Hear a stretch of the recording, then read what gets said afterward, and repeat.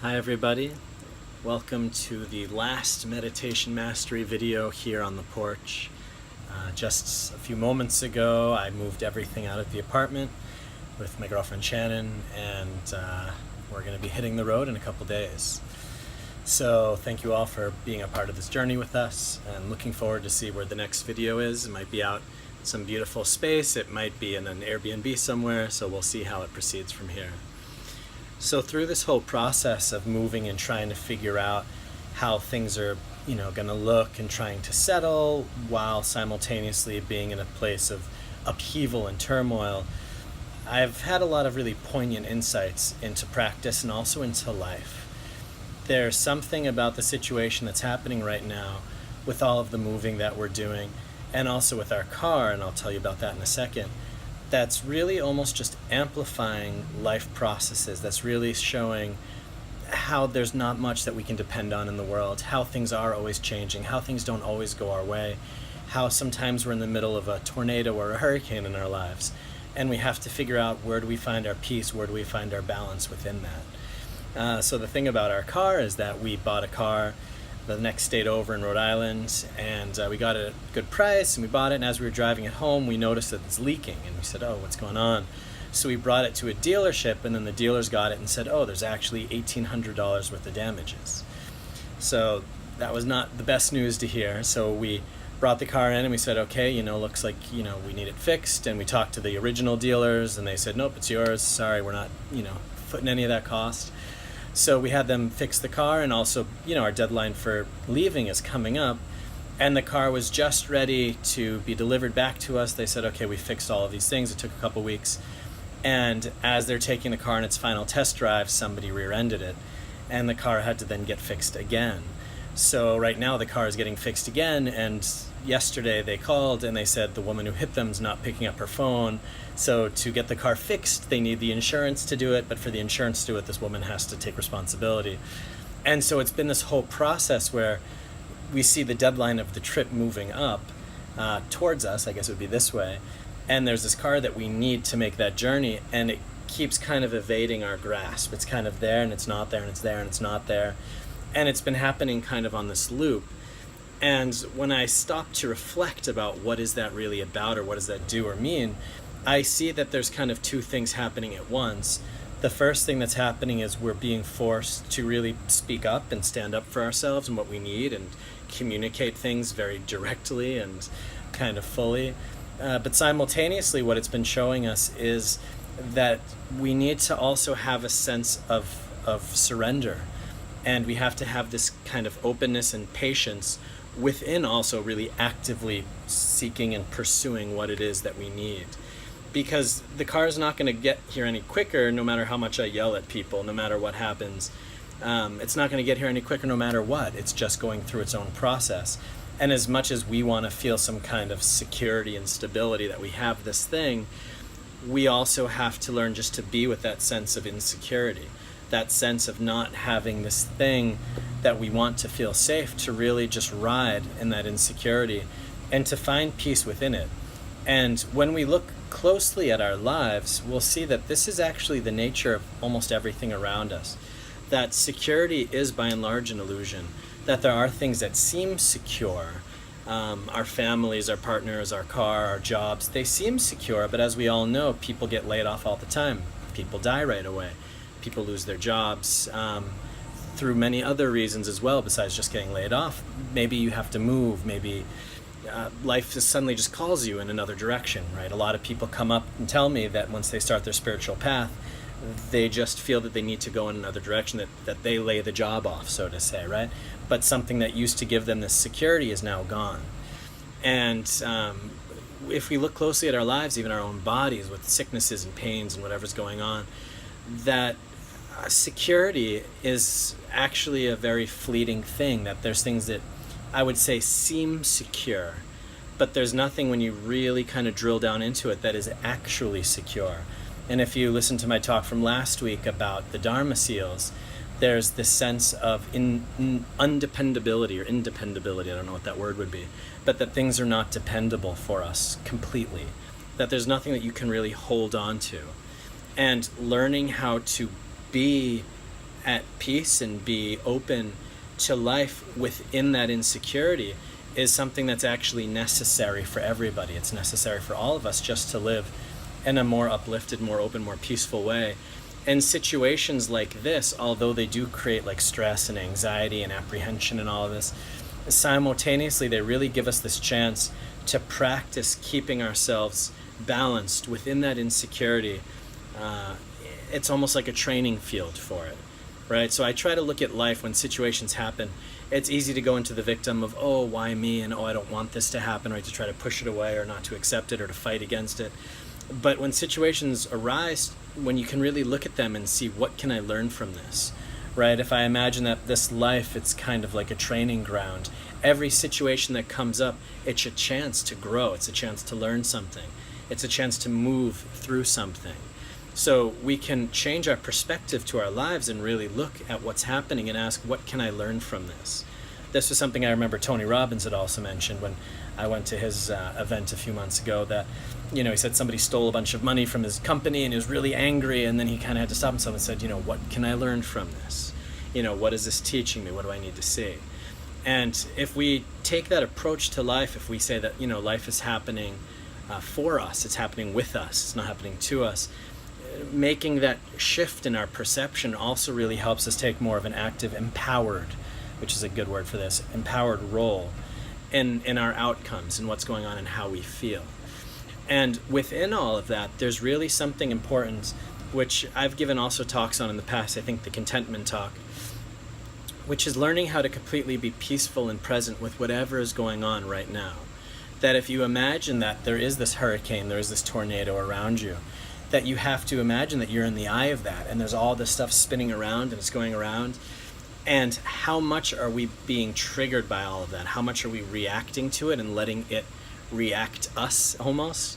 And how much are you able to watch it and hold space for it, but to also be a little bit surrendered? I was saying that the sentence that comes to mind when I really reflected on the process that I'm in right now, it's saying to me, wake up and let go. Right? It's kind of saying, let go of the illusions.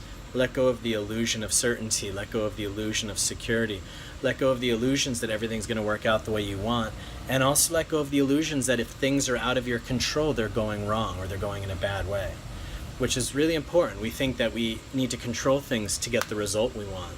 But sometimes it's actually only once the situation has left our control does it have the space and room to get us to a result that we've actually been aiming for.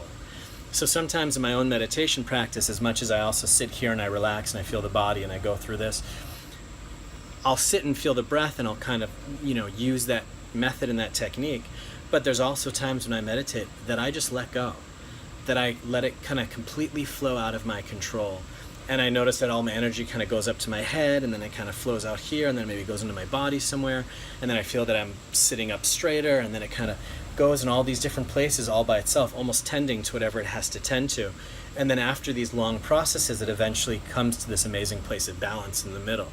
That sometimes even within the meditation practice, we have to just have the intention that says, at the end of this, I'm going to feel relaxed and peaceful and more free and open. But the way to get there, I have no idea, and I'm just going to let it be guided. I'm going to just fall into a trust and let it kind of do its own thing. Yeah, and this is something that oftentimes I'll find myself doing, that, if just the normal breathing, going to the breath and relaxing, and that normal kind of focus isn't working, I'll go in the exact opposite direction, kind of like reverse psychology.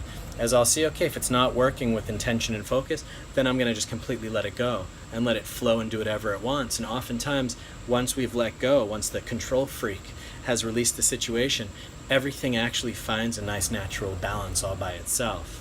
I remember reading in Chernobyl, after there was, this big, right, the 3 Mile Island, right? So there was all this radiation that leaked out of the power plant, and all the people had to evacuate and everything left. Scientists have gone back to Chernobyl, and they found populations of like elk and wolves and all of these animals thriving and all these plants thriving.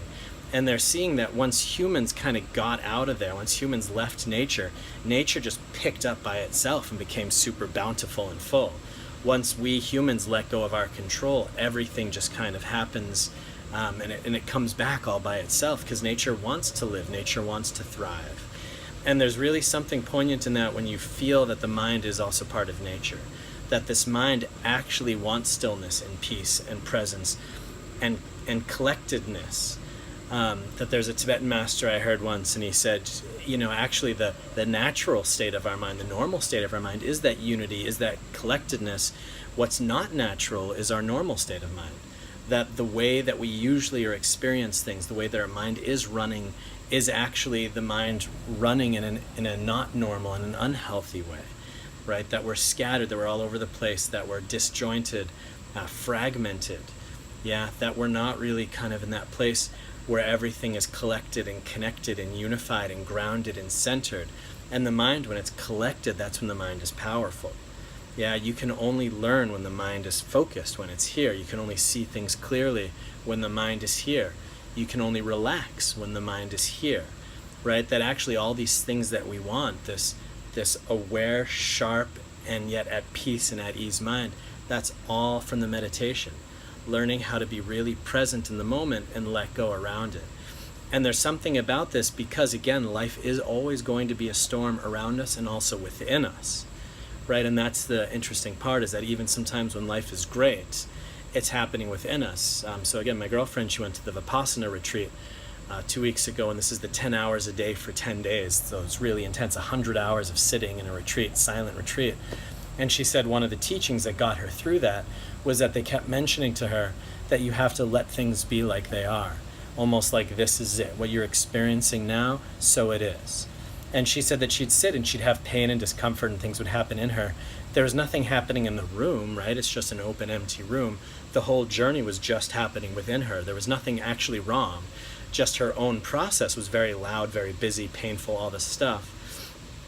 But this teaching just kept arising back and back in her mind that said, you have to just let things be like they are. Things are the way that they are.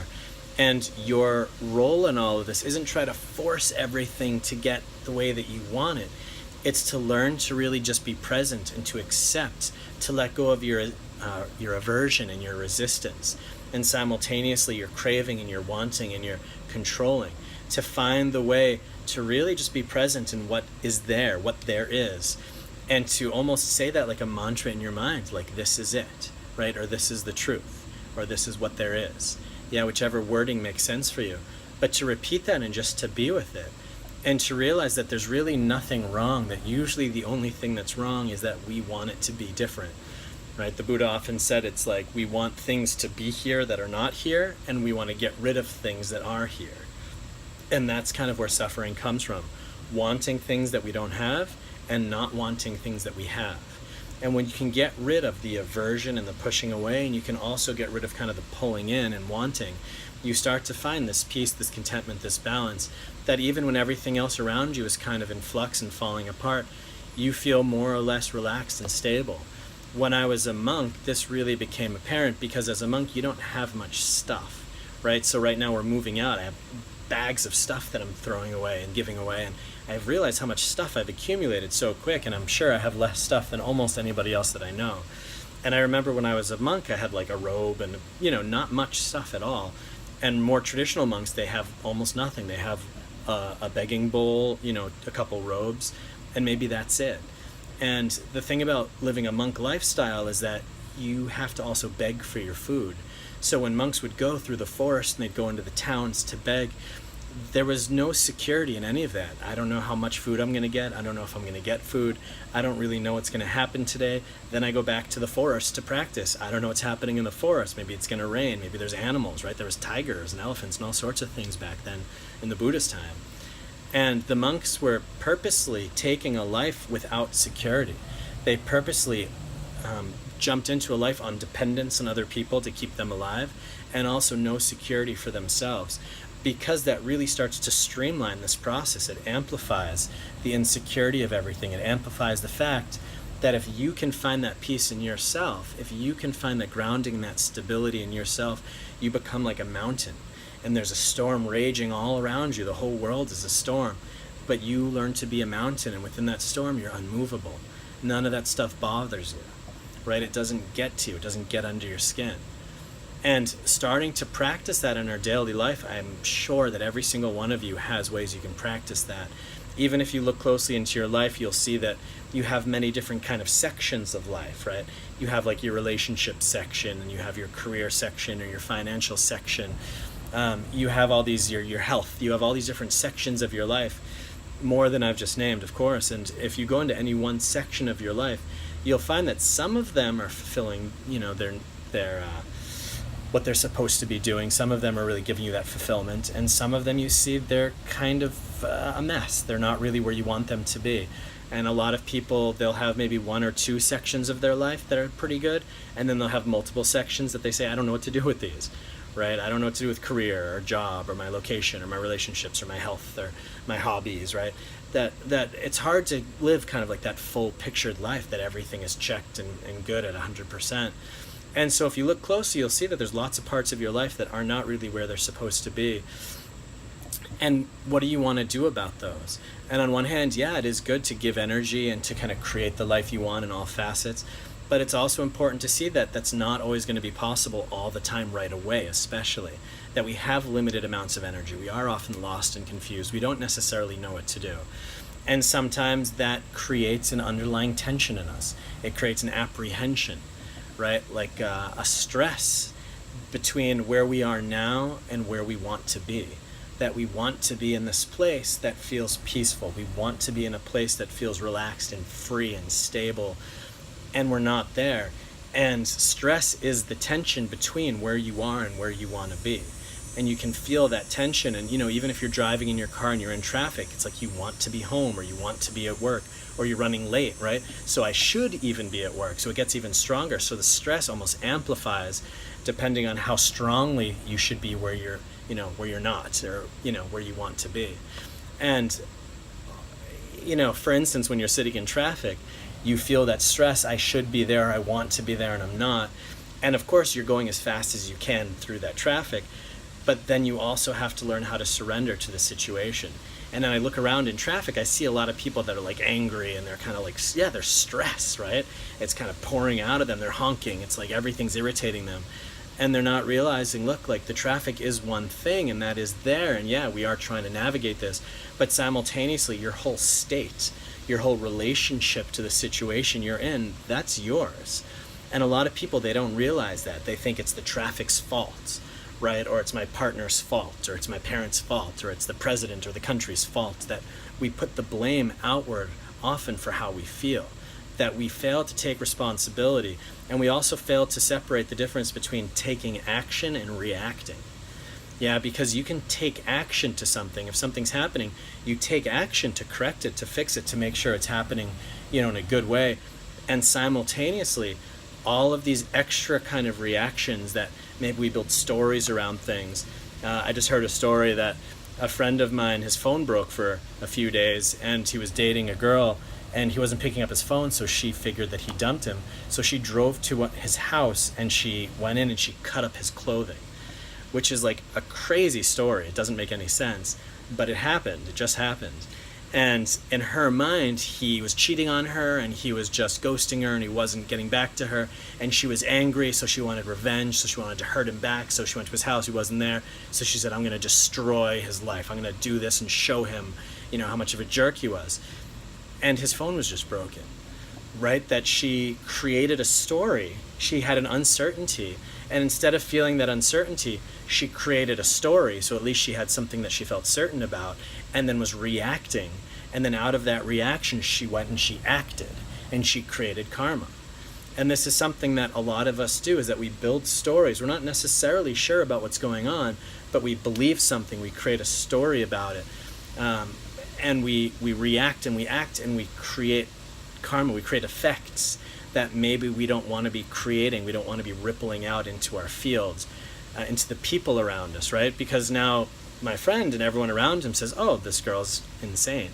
That's a crazy thing to do. That now she's created this big resistance around her of people that say, that's messed up and that's not okay, and just get out of our lives, right? Because she did that, it's like she burned down the whole forest with one match.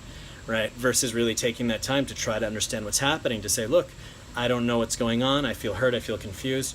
Okay, I'm not going to talk to him, I'm going to separate myself from him, and if he doesn't get back in touch with me, okay, but I don't exactly know what's going on. almost giving the benefit of the doubt a little bit. And we have to really look closely at the stories that we create, because also for us, like, we're moving, but there's a lot of things going on. I am technically right now unemployed because I quit. I was teaching at MIT, I was teaching meditation there, I was teaching meditation at Blue Cross Blue Shield in the Prudential Center. I was doing some programs with kids, doing mindfulness and meditation and yoga with kids, and teaching at some yoga studios. So I was doing a lot of different projects, and I've been letting those go, because we're moving, and suddenly I have this feeling like, oh my God, I have nothing to hold on to anymore. There's no kind of stream of income really coming in, my meditation mastery, I guess, right? But there's not much coming in, and it creates this feeling of unease and uncertainty and not knowing. And if I allowed that feeling to overrun the mind, if I allowed that feeling to hijack the story, it would start saying, oh my God, what am I doing? Maybe this is the wrong move. Maybe I shouldn't move. Maybe I should stay here and apologize. And okay, no, I will stay with all these things. That I grab back on to all of my security, because I felt that feeling of uncertainty, it was telling me I was doing something wrong or bad, or it was a mistake, right? Because it was unpleasant, and I don't want to feel unpleasant. And this is what a lot of people are doing. A lot of people are stuck, is that they don't want to feel that unpleasantness. They don't want to feel uncertainty. A lot of people are in relationships and jobs and life situations, in habits and behaviors that don't serve them anymore, that don't fit, that don't feel right. But it's scary to let that stuff go. It's scary to have to feel the uncertainty. It's scary to be in a whirlwind of a life again. So people hold on to things, even if those things make them actually miserable. A lot of people are depressed, but they don't want to change, right? Everyone wants change. Not many people want to change. And it's an important thing for us to realize, especially on the spiritual path, especially on this path of growing and transforming our minds and our hearts and ourselves, is we have to look honestly. What is in my life that is serving me? What isn't serving me? Am I actually avoiding things that are unpleasant and therefore preventing myself from actually growing and moving forward? Or do I need to actually embrace these things that are unpleasant, embrace these difficulties, embrace the chaos that comes with jumping into the void, but knowing really well that that is the best thing for me, that that's going to serve me, that's going to allow new things to come in that I'm going to need to really thrive and prosper and to be fully and deeply happy and content. So learning how to sit with these feelings, learning how to sit with everything that's coming up, learning how to sit with difficulty, right? Learning how just to sit in situations, to be patient. Again, the Chinese character for patience, it's a symbol of a knife over a heart. And if you just think about that, a knife over a heart, that's what patience means, and that's what it feels like. That's what the past week of my life has felt like. It's felt like there's just been like a knife dangling over my heart, or even kind of sticking in my heart a little bit, that there's been this pain, this difficulty, and I've just had to sit with it and sit with it and sit with it, because I know that I'm going to be figuring it out, that it's going to work itself out, partially through my efforts and also just partially because I really believe I'm doing good work and that this is all going to work out and make sense.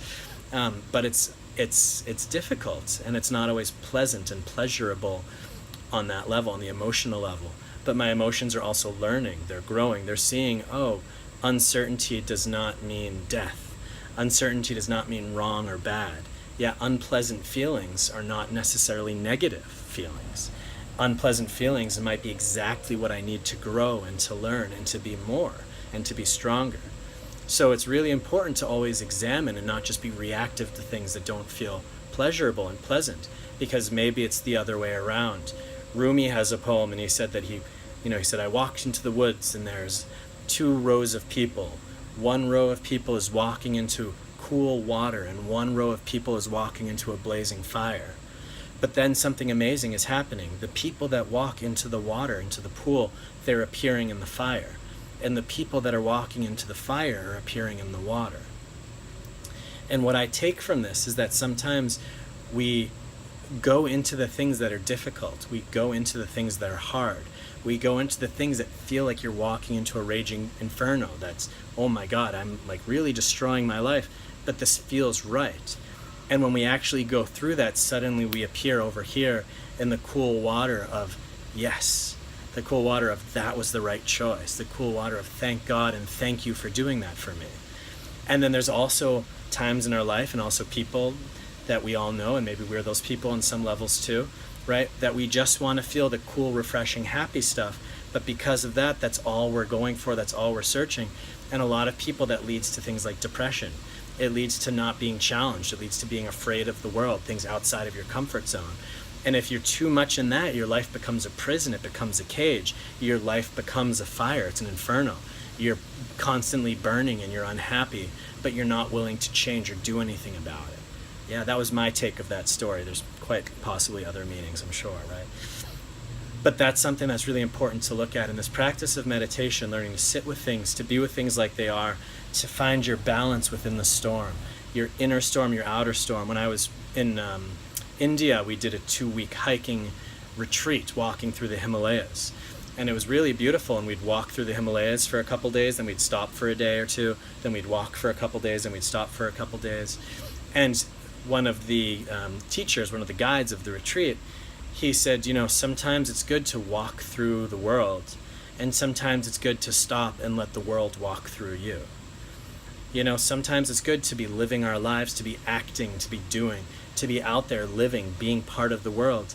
And then it's also good to stop, and then you'll see that life is moving through you, that the thoughts, the feelings, the bodily sensations, that even when you stop, things are moving but within you, that life is walking through you.